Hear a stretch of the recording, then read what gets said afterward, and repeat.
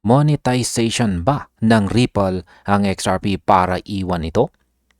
Marami pong kritiko ang nagsasabing binebenta ni Ripple ang XRP para lang bumili ng traditional companies at saka mga assets. Para sa kanila parang secondary na lang sa XRP sa corporate strategy ni Ripple. Pero ayon po kay Crypto Insight UK, ay mali ang ganitong pagbasa sa nangyayari.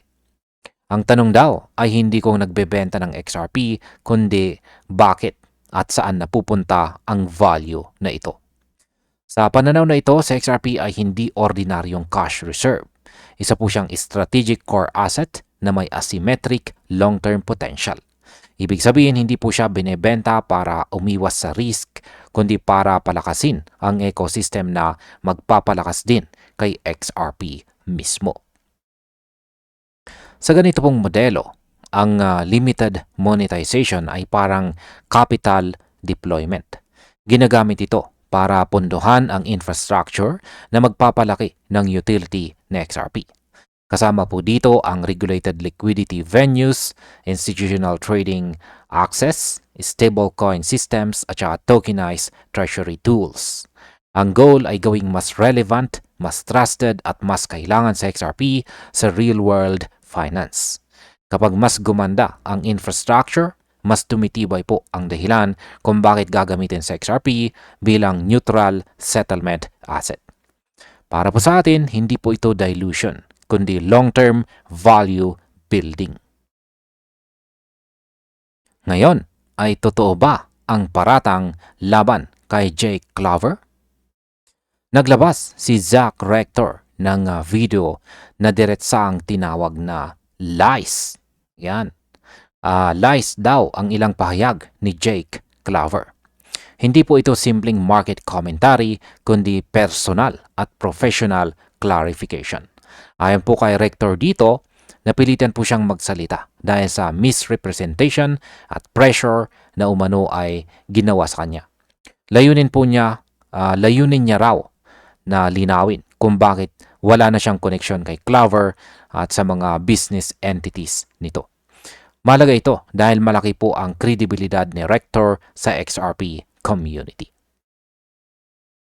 Ngayon, isa po sa mabigat na punto ay ang umano'y paggamit sa reputasyon ni Rector para sa private equity fund raising. Sinabi niyang inalok siyang maging bahagi ng Digital Wealth Partners. Pero matapos po ang due diligence kasama ang legal advisors, umatras po siya bago pa magkaroon ng formal partnership. Dagdag pa rito, binanggit niya ang discrepancies sa fund performance claims at saka feedback ng mga investors. Para sa market impact, nagiging paalala po ito sa atin na hindi lahat ng nagsasalita ng malakas ay may solid na basihan. Ngayon ay bakit po ba muling nahahati ang XRP community? Muling uminit po ang usapan tungkol sa price predictions matapos mabigo ang ilang bold forecast. Yan, matatapang na mga predictions. Si Zena dito, isa pong kilalang boses dito sa XRP community, ay nagsabing hindi po ito bago. Ayon sa kanya, taon-taon may naglalabas ng price targets kahit noong 2018 pa. Binanggit po niya ang sikat na $589 prediction na hindi rin nangyari. Para kay Zena dito, ang problema ay hindi po bad faith kundi maling assumptions sa regulatory readiness. Dagdag niya, ang mga delays ay nagbago ng timeline, hindi ng vision. Sinabi rin niyang ang XRP ay hindi simpleng trade kundi repricing base sa utility at regulation. Tinuligsa na rin niya ang double standard kung saan ang price predictions ay kinukondena pero clickbait videos ay tinatanggap. Para sa atin bilang community, ang sobrang pag-atake sa kapwa XRP voices ay nakakahina sa collective strength. Ang maling hula o prediction ay hindi dahilan para sa public shaming. Bakit po ba sinasabi ng analyst na walang exciting kay XRP ngayon? Ayon po kay Steph is Crypto dito, Ang kasalukuyang galaw ng XRP ay mukhang boring. Sideways candles, mabagal na consolidation at walang momentum. Pero ayon sa kanyang technical analysis, ito mismo ang itsura ng XRP bago ang mga malalaking breakout noon. Ipinakita po niya ang patterns mula 2016 at 2024. Ang common theme ay mahahabang panahon ng kawalan ng interest bago biglang galaw pataas. Para po sa market sentiment, ang ganitong phase ay nakakabawas po ng conviction. Maraming traders ang sumusuko dahil walang nangyayari. Pero sa structural view, hindi ito weakness, kundi preparation phase. Walang binigay po na presyo o petsa ang analyst dito dahil ang focus po ay pattern recognition. Para sa atin, mahalagang maintindihan na minsan ang pinakatahimik na ito ang siyang pinakadelikado sa mga impatient or walang pasensya. Ano naman po ang mensahe ni Zach Rector para sa mga XRP holders? Matapos po ang halos 7 taon or 7 years kay XRP, nagbigay po si Zach Rector ng real talk. Sinabi niyang kailangan nating i-reset ang ating expectations. Ang global finance ay hindi po gumagalaw ng mabilis tulad ng crypto cycles. Ang mga central banks, governments at saka institutions ay may sariling timeline. Kaya ang delays ay hindi po kabiguan kundi bahagi ng proseso. Binigyang diin po niya na kahit tapos na ang legal battle ng XRP, marami pang structural reforms ang kulang. Ngunit nananatili ang kanyang paniniwala na well-positioned sa XRP sa long term. Hinikayat po niya ang community na iwasan ang fake optimism at saka insider claims. Sa halip ay tumuon sa real utility, on-chain activity at saka Internet of Value vision. Kaya para sa atin malinaw po ang mensahe kung saan ay realism over hype. Ano naman ang ibig sabihin ng 2026 XRP ETF projections dito? Ibinahagi po ni Zach Rector ang data rito tungkol sa early inflows ng mga XRP ETF.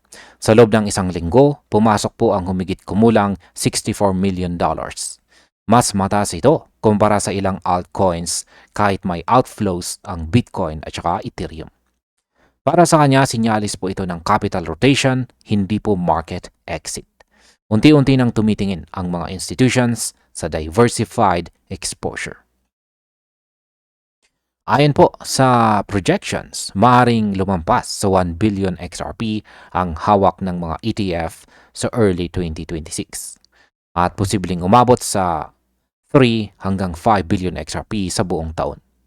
Ibig sabihin, 3 to 5% ng total supply ay nasa regulated vehicles. Para po sa supply dynamics, malaking bagay ito. Para po sa atin bilang mga holders, ang ETF adoption ay structural demand, hindi po short-term pump. Ano naman po ang logic sa JP Morgan at saka Ripple G Treasury partnership? Ipinaliwanag po ng XRP validator dito na si VET ang kahalagahan ng netting. Isa itong traditional financial process na ginagamit ng mga malalaking kumpanya. Sa halip na maraming gross payments, isang net settlement na lang ang ginagawa. Dito po pumapasok ang relevance ng XRP-based systems. Ang rippling function ay nagbibigay daan sa efficient obligation offsetting. Hindi po lahat ng tokens ay kayang gawin ito. Halimbawa, ang multi-purpose tokens ay walang rippling capability. Kaya mahalaga po ang design choices sa institutional use. Para sa market impact, ipinapakita po nito ng XRP Ledger ay align sa real enterprise requirements.